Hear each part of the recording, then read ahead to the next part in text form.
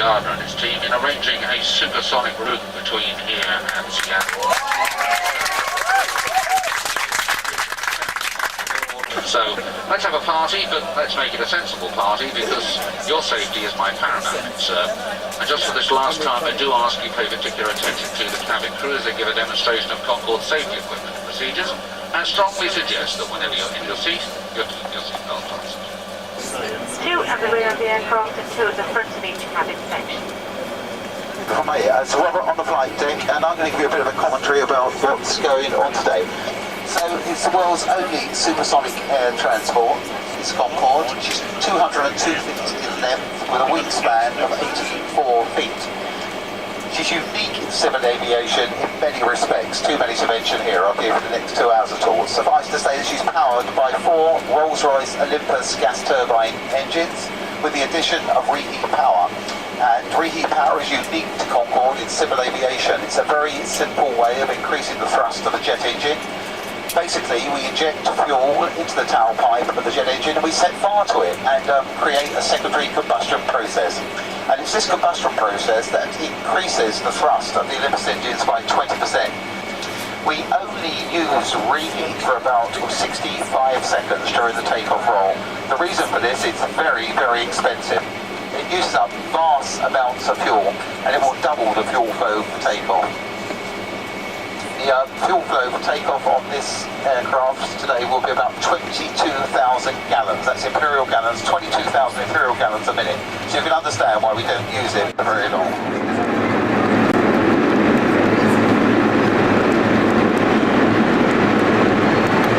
250 miles an hour we're all leaving the ground. Coming into this steep left-hand lane. There we go. You can see the ducks flying across that to make a break down here.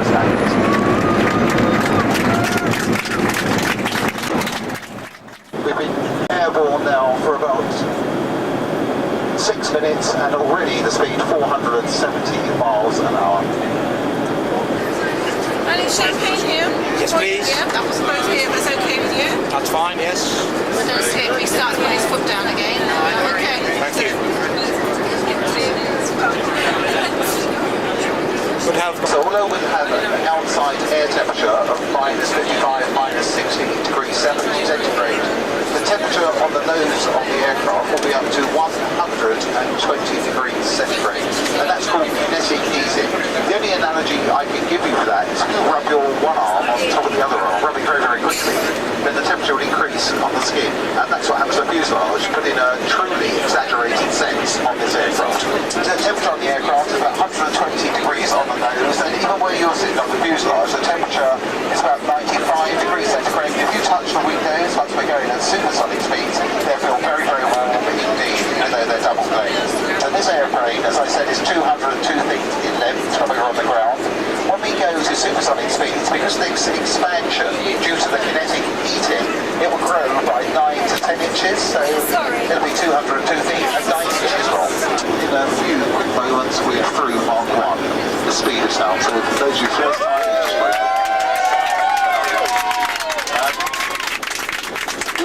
becomes quite hard work, the old girl. Basically, we've got a sort of shock wave on the nose of the aircraft, and the analogy I will give you is rather like a bow wave on a boat, and it creates tremendous amounts of what's called wave drag. And to overcome this, we need all the power from the engines we can get, hence maximum firepower, and the 4 reheats in place. And this gives us the power to overcome the wave drag. And gradually we'll accelerate through until we get to Mark 1.7, and Mark 1.7 equates to about 1,000 miles an hour. Then, due to the ramp effect, that's the force of air going into the engine's intake, so it becomes so efficient that we don't require the reheat power anymore, and they will be put out at Mark 1.7, and normal high power will then take us on for the rest of the flight. And we'll achieve Mark 2, twice the speed of sound at 50,000 feet, and I'll tell you when that comes up. So just raise your glasses and toast this Alpha Golf for the last time.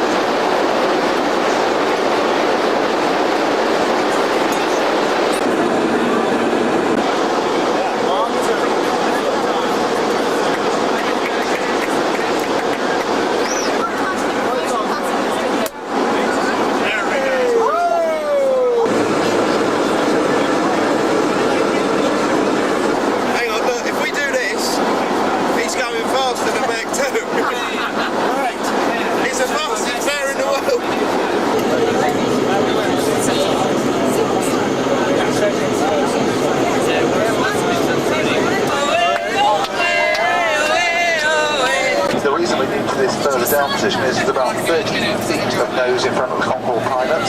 And if we didn't get it down to this final 12.5-degree down position, we wouldn't be able to see the runway.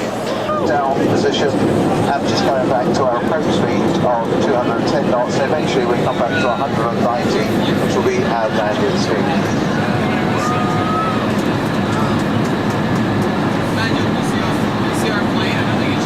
It's a good view.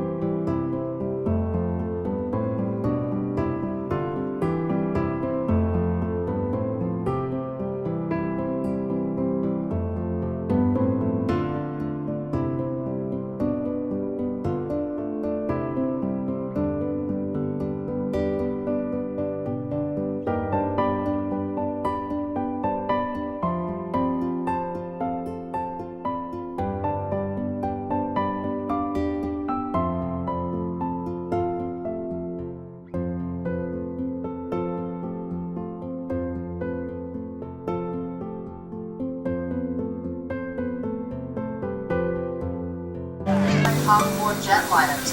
British Airways and Air France are retiring their whole Concorde fleet. This plane made British Airways' last Concorde commercial flight last month and landed at Boeing Field today. It set a record for the flight from New York to Seattle for less than 4 hours.